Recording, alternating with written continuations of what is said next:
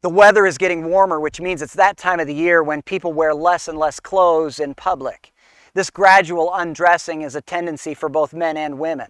It's in 1 Timothy 2:9 where the Bible instructs women to adorn themselves in modest apparel. And the contrasting warning is in Proverbs 7:10, which warns ladies against wearing the attire of a harlot.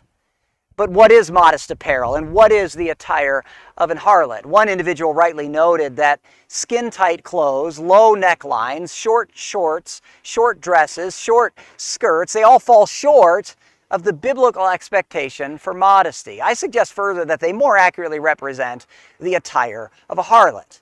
We must recognize that clothing choices can, of course, be a little bit subjective. After all, the antagonist would say, well, how low is too low for the neckline and how short is too short for the shorts or the skirt?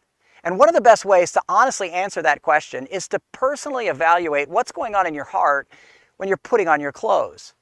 Are you thinking, what can I wear so that I get attention or get more eyes on me?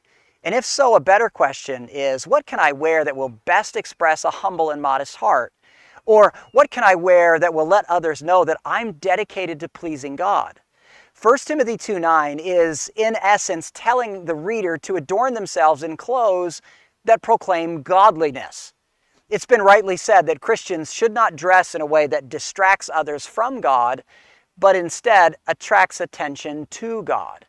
But how do believers draw attention to God? Essentially, by dressing with balance. Godly men should dress in a way that is unquestionably masculine, and godly women should adorn themselves in a way that exalts their femininity. Feminine, but not flirty. Masculine, but not macho. Christians should wear clothes that cover, but do not cling. When men and women dress distinctly and modestly, God is honored.